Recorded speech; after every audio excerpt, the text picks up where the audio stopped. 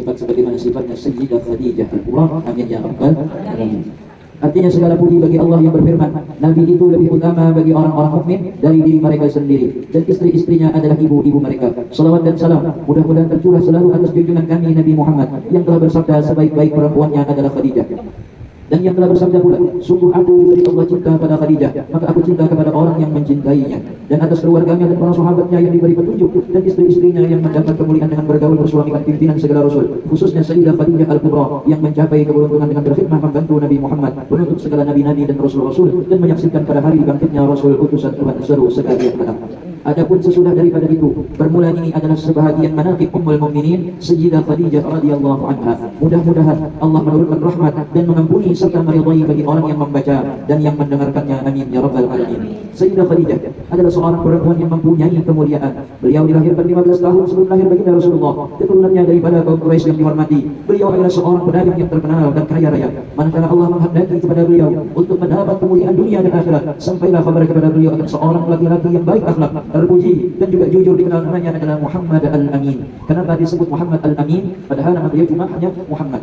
Al-Amin ini adalah gelar yang diberikan oleh para masyarakat kaum Quraisy kepada baginda Nabi Muhammad karena saking jujurnya beliau di dalam bersosialisasi dengan masyarakat. Orangnya kalau berkata-kata, kata-katanya benar. Kalau berkata-kata, kata-katanya jujur.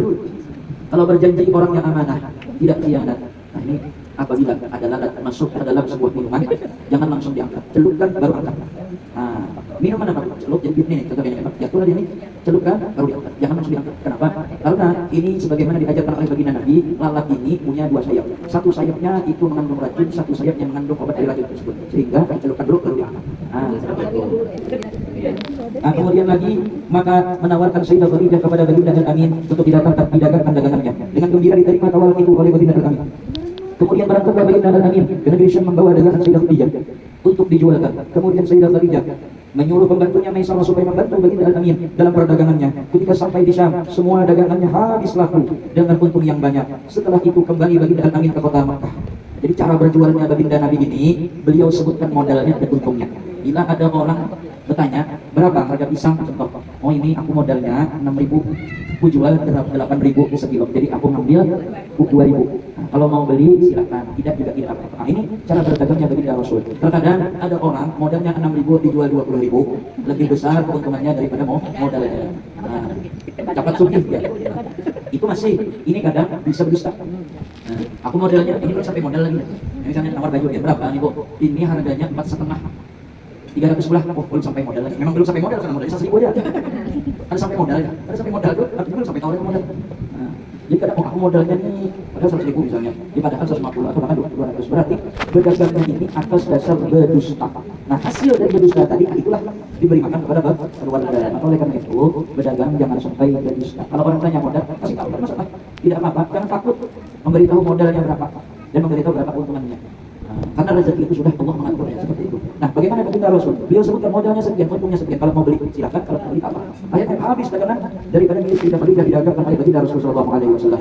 Manakala sampai ke kota Makkah disambut oleh Sayyidah Khadijah dengan senang gembira dan ucapan terima kasih setelah melihat kemuliaan dan kebaikan akhlak baginda Al-Amin serta keberhasilan dalam berdagang, maka tertanam di hati Sayyidah Khadijah perasaan cinta dengan baginda Al-Amin. Ditambah lagi cerita dari Maisarah akan keajaiban yang terjadi pada baginda Al-Amin dalam perjalanan berdagang ke negeri Syam. Di antaranya yang pertama adalah awan yang menaungi selama dalam perjalanan. Yang kedua, onta yang tunduk dan patuh. Yang ketiga, perjalanan yang cepat sampai dan mudah.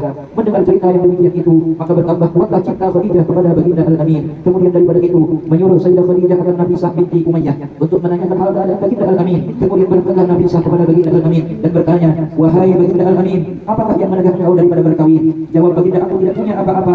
Berkata Nafisah, bagaimana kalau ada seorang perempuan yang baik akhlak turunannya, kemudian keturunannya mulia, elok rupanya dan kaya raya, menginginkan diri kita? Dijawab baginda, siapakah? Berkata Nafisah, Khadijah. Dijawab oleh baginda, sesungguhnya aku lihat Khadijah adalah seorang perempuan yang mulia, akhlak terpuji, bijaksana dan terpelihara dari pekerjaan kaum jahiliyah. Di sini tadi siapa namanya? Sayyidah Khadijah mengutus seorang utusan bernama Nafisah untuk menanyakan perihal kenapa Nabi ini belum menikah. Wahai Nabi, kenapa pian ini belum menikah? Dijawab oleh baginda Nabi, aku ini tak punya apa-apa. Terkadang kalau perempuan bertanya, kamu kerja apa? Belum bergaul. Besok kan saya datang sini lagi. Anak beri makan anak apa yang kamu bergaul? Oh, kayak gitu. Langsung, ini Nabi tidak punya apa-apa.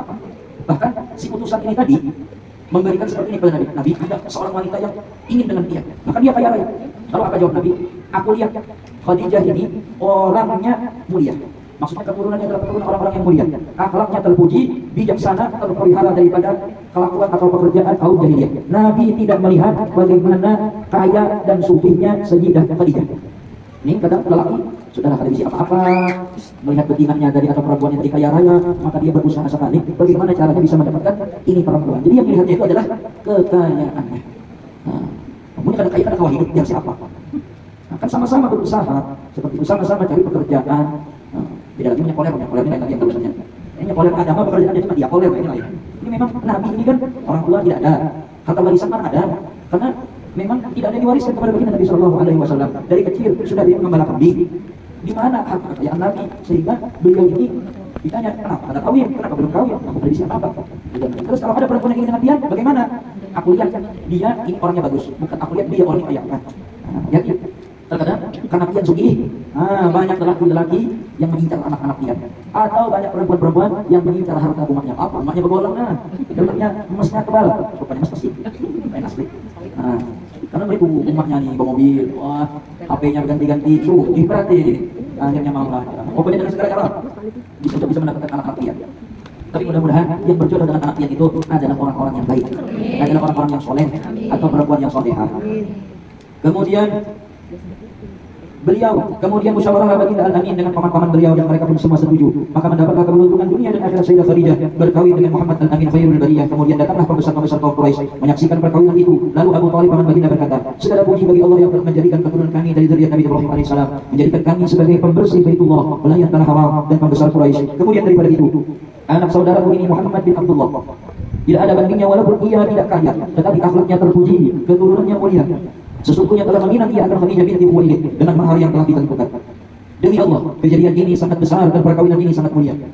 Kemudian berkata Waraqah bin Naufal, segala puji bagi Allah yang telah menjadikan keturunan kita daripada pembesar dan pimpinan Quraisy dan keturunan kalian semua daripada pembesar-pembesar Quraisy yang mulia. Dan kami sangat gembira dengan terhubungnya kekeluargaan dengan kalian. Kemudian saksikanlah, wahai kaum Quraisy, bahwasanya aku kawin Khadijah binti Khuwailid dengan Muhammad bin Abdullah dengan maharnya 400 dirham. Kemudian berkata Abu Thalib, segala puji bagi Allah yang telah menghilangkan kesedihan dan kedukaan berkat perkawinan ini. Baginda kawin berumur 25 tahun, Khadijah berumur 40 tahun. Maka mengadakan walimah baginda dengan menyembelih 2 ekor unta. Tetap baca, Nabi walaupun dia mengaku tak punya apa-apa, Nabi tetap menyembelih ekor 2 unta. Unta yang paling murah itu Bu, di zaman sekarang itu di kisaran minimal 25 juta. Nah, minimal 25 juta. Itu yang biasa. Sedangkan ada yang meriwayatkan bahwasanya Nabi ini yang disembelih untanya adalah unta merah. Unta merah itu adalah kendaraan terbaik pada saat itu dan termahal. Jangan ibarat kita mungkin zaman sekarang ini seandainya sepeda motor itu kelasnya sudah NMAX atau PCX. Nah, itu sudah. Kalau mobil kelasnya sudah Fortuner dan juga Pajero. Ini dua ekor. Unta merah 2 ekor. Berarti kan besar-besaran juga. Bahkan tadi maharnya 400 dirham. 1 dirham 100 dirham Bu.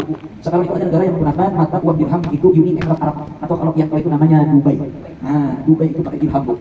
1 dirhamnya itu sudah kita rupiahin berapa? Nih 400. Real Saudi aja Bu sekarang 4.500. 4.500 itu 1 real. Berarti kalau nya 100 real 450.000. Kalau nya 200 berarti 900. Ini real 4.000 Bu. Kalau dirham ini sudah puluhan ribu. Puluhan ribu. Satu contoh nih. 1 real Oman itu adalah 50.000 lebih. 1 real Oman. Tadi kan Saudi ini Oman. Ini 1 real 50.000. Berarti kalau 100 kalau 100 berarti 5 juta lagi. Nah, 100 real Oman berarti 5 juta. 200 berarti 10 juta maharnya. Kalau dirham tuh kayaknya lebih bang dari itu. Dirham itu pun di zaman Nabi koin. Kalau sekarang di Uni Emirat Arab itu ada yang berbentuk kertas. Zaman Nabi kan semuanya itu terbuat dari emas atau perak. Nah, itu. Kalau dinar berarti emas. Kalau dirham berarti perak. Ini 400 perak. Oh, 400 perak. Nah, 400 di kita itu tuh apa namanya? Bulan terdapat ini memang terdapat 400 dulu. Anulah, ada misalnya 500 apa ya? Kalau yang sedikit itu 500 sudah atau 400. Nah. Apa itu?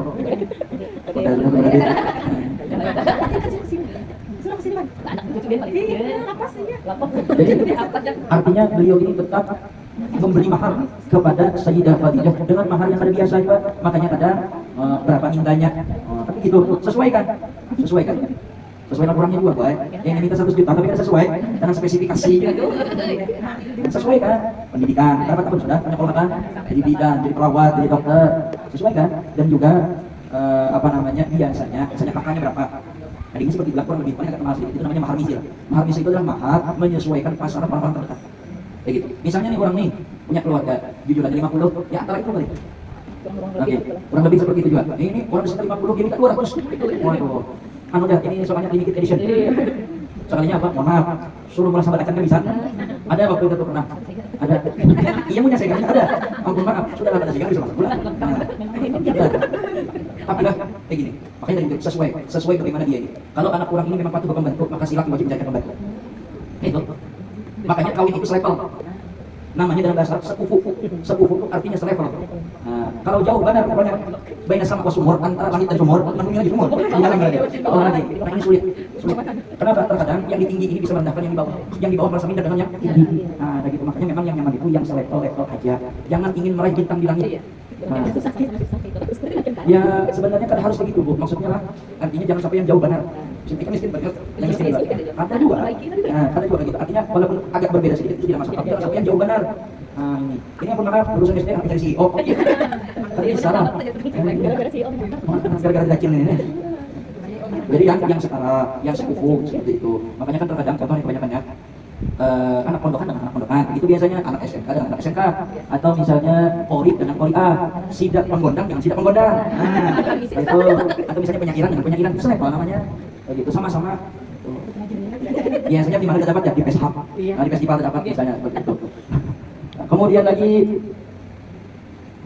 Baginda kawin berumur 25 tahun, Khadijah berumur 40 tahun. Maka mengadakan walimah Baginda dengan menyembelih 2 ekor unta. Dan adalah Sayyidah Khadijah salah seorang istri yang paling banyak membantu Baginda ketika Baginda pergi berkhalwat beribadah kepada Allah Subhanahu wa taala. Sayyidah Khadijah menyiapkan makanan dan keperluan Baginda. Maka dengan sabar dan ridha, beliau menunggu Baginda pulang dan menyambut Baginda dengan gembira, menghibur dan menyenangkan hati Baginda. Dari kepayahan apabila datang dari Gua Hira sampai kepada masanya Baginda bertemu dengan malaikat Jibril membawa wahyu yang pertama, maka pulanglah Baginda dengan perasaan yang berbeda. Lalu beliau minta selimuti kepada Khadijah sambil berkata, "Wahai Khadijah, selimuti aku, wahai Khadijah, selimuti aku, wahai Khadijah, selimuti aku." Dan adalah keistimewaan radhiyallahu anha yaitu awal-awal orang yang masuk Islam.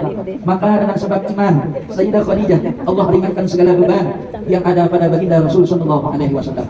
Sayyidah Khadijah di kota lewat kali ini. Sayyidah apa punya emang sengaja dari rumah dibawa pada tempat. Aku menghadap makan kena aja acara. Rumah kan rumah sama. Iya. Nah, di antara keistimewaan Sayyidah Khadijah itu, kenapa Nabi ini sangat sayang dengan Sayyidah Khadijah? Karena beliau ini adalah perempuan pertama yang masuk Islam. Jadi beliau perempuan pertama yang masuk Islam dan perempuan yang rela menghabiskan harta kekayaan untuk agama Islam. Makanya Nabi sangat sayang. Sampai Nabi itu teringat dengan Sayyidah Khadijah itu tuh disebut tahunnya adalah Amul Huzni atau tahun kesedihan. Melihat bagaimana orang-orang tersayang ini meninggal, pada istri dia meninggal, beberapa keluarga juga meninggal seperti itu. Tapi, nah, di mana baiknya akhlak Nabi ini adalah beliau ini suka berbagi sedekah kepada besti-bestinya Sayyidah Khadijah, orang-orang terdekat, teman-teman baik Sayyidah Khadijah ini dikunjungi Nabi, diberi sedekah. Bahkan kalau misalnya kan besti, kalau bahasa Inggris sekarang nih, teman-teman kayak ini, biasanya segrupan misalnya.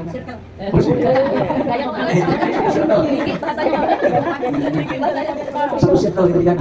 Nah, maka suaminya nih tadi untuk tetap menjalin silaturahim karena mohon maaf istrinya misalnya meninggal, diberi sedekah. Itu. Ini yang bermaaf karena adanya kayak gitu tapi tujuannya hendak. Nah, itulah pokoknya. Kenapa dia pindah pada datang ke teman-teman rumah istri rupanya itu. Ada utang di balik batu. Mentang-mentang istri sudah meninggal, perlu cari yang baru lagi. Jauh. Dan adalah keistimewaan beliau selalu menghibur dan menyenangkan hati Baginda Rasul apabila ada orang kafir yang mengganggu atau berbuat jahat kepada beliau. Dan adalah juga keistimewaan beliau